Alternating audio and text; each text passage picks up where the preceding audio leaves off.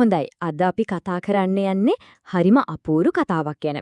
මේක ඇත්තටම මයාමිවිල ජැක්සන් මෙමෝරියල් රෝහලේදී වුණු සිදුවීමක්. ටිකක් විහිළුයි, ඒ වගේම ඇත්තටම හිතට කතා කරන කතාවක්. හිතන්නකෝ වෛද්‍ය විද්‍යාවටවත් හොයාගන්න බැරි අමුතුම අභිරහස් පුපුවේ කැක්කුමක් ගැන. මේ කතාවේ තියෙන්නේ අන්න ඒ වගේ දෙයක් තමයි වෛද්‍යවරුන්වර පවා පුදුම කරපු සිදුවීමක්. හැබැයි මේක එක දවසක් වෙච්ච දෙයක් නෙවෙයි මේ අභිරහස දිනපතාම සිද්ධ වෙන දෙයක් බවට පත් වුණා.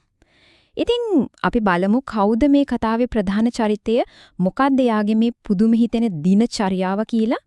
මේකයි සිද්ධ වුනේ. සති ගානක් තිස්සේ අවුරුදු 82ක වයසක මිනිසෙක් හැමදාම උදේට රෝද පුටුවකින් රෝහලට එනවා. දවසක් දෙකක් නෙවෙයි සති ගානක් පුරාවටම. ඉතින් රෝහලේ කාර්ය මණ්ඩලයටත් මේක හරිම සාමාන්‍ය දෙයක් වෙලා තිබුණා. ඉතින් හැමදාම එනවා. ඇවිල්ලා කියන්නේ එකම පැමිණිල්ල. පපුවත් අල්ලගෙන අනේ මගේ පපුව ආයෙත් රිදෙනලා මට හරිම අමාරුයි කියලා ලොකු වේදනාවකින් වගේ තමයි එයා හැමදාම කියන්නේ. හොඳයි. දැන් අපි බලමු මේ අභිරහසී වෛද්‍ය පැත්තෙන් මොකද උනේ කියලා. මොකද මේ සිදුවීම වෛද්‍යවරුන්ව ඇත්තටම ලොකු අවුලකට පත් කරා. මේ වගේ පැමිණිල්ලක් එක්ක වෛද්‍යරු ඉතින් වහාම ක්‍රියාත්මක වෙනවා. එයාලා හැමදාම ECG එකක් ගන්නවා, ලේ පරීක්ෂණ කරනවා, හදවත ක්‍රියාකාරීත්වය පරීක්ෂා කරනවා. ඒ කියන්නේ හදිස්සි අවස්ථාවකදී කරන හැම පරීක්ෂණයක්ම එයාලා කළා. හැබැයි පුදුමම දේ තමයි මේ හැම පරීක්ෂණයකින් පස්සෙන ප්‍රතිඵලය ඒක හැමදාම එකම විදිහයි. ප්‍රතිඵලය perfectly normal. සම්පූර්ණයෙන්ම නිරෝගී. ඒ කියන්නේ මේ මිනිස්යාගේ හදවතේ කිසිම ලෙඩක් අඩුපාඩුවක් ඇලට හොයාගන්න බැරි වුණා.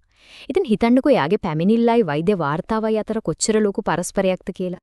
ඉතින් වෛද්‍ය කාර්ය මණ්ඩලයේ ඉස්සරහා තිබුණ ලොකුම ප්‍රශ්නය තමයි මේ හරි හදවත හොඳලම හොඳයි නා. ඇයි මේ මිනිස්සයාට හැමදාම උදේට මේ විදිහට පපුරි දෙන්නේ? මොකද්ද මේකට හේතුව? ඔන්නෝයි ප්‍රහේලිකාව විසඳන පටන් ගන්නේ කතාවට අලුත් කෙනෙක් එනවත් එක්කමයි. ඒ තමයි හරිම නිරීක්ෂණශීලී හෙදියක්. ඇය තමයි මේ අභිරහසේ ගැටේ ලිහඬ පළවෙනිම ඉංගිය හොයාගන්නේ. මේ හෙදිය පුදුම දෙයක් දැක්කා.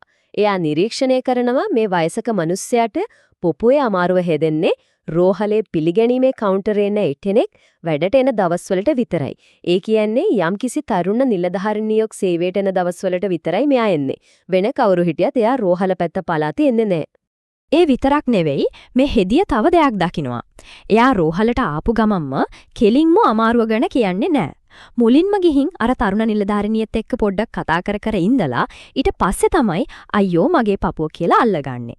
ඉතින් මේකෙන් හෙදියගේ සැකය තවත් වැඩි වෙනවා. ඔනෝයි හොඩුවාවත් එක්ක කතාවේ වැදගත්ම හරියට පියනෝ. ඒ තමයි ඇත්ත එලිදෙරව් වෙන මොහොත. ඉතින් රෝහලේ කාර්ය මණ්ඩලය තීරණය කරනවා මේ අමුතු සම්බන්ධය ගැන එයාගෙම කෙලින්ම අහන්න. හැඩ එයාලා මේක අහන්නේ බොහොම කරුණාවෙන්. එයාට හිතට දෙන්න නැති වෙන්න. එතකොට එයා hina වෙලා දීපු උත්තරේ තමයි මේක. ඉතින් මම මොනවා කරන්නද?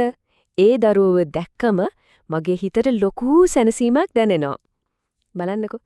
එයාගේ පපුවේ අමාරුව පිටිපස්සේ තිබිලා තියෙන්නේ මොන වගේ හැඟීමක්ද කියලා එතකොටනේ හෙලියෙන්නේ.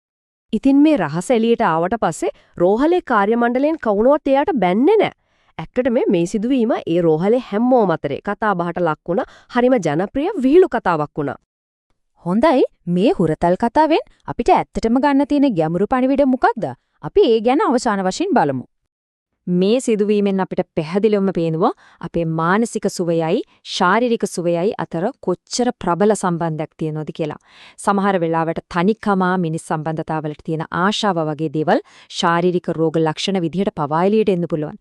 එයාට ඒ තරුණීව දැක්කම ලැබුණ මානසික සැනසීම කොච්චරද කියනෝනම් ඒක යාව ශාරීරික අසනීපයක් මවාගෙන හරි රෝහලට අරගෙන ආවා. ඉතින් අවසාන වශයෙන් අපිට මේ ප්‍රශ්නය ගැන හිතන්න ඉතුරු වෙනවා. සමහර වෙලාවට ඇත්තම ලෙඩේ තියෙන්නේ හදවතේ නෙවෙයි හිතේ නේද?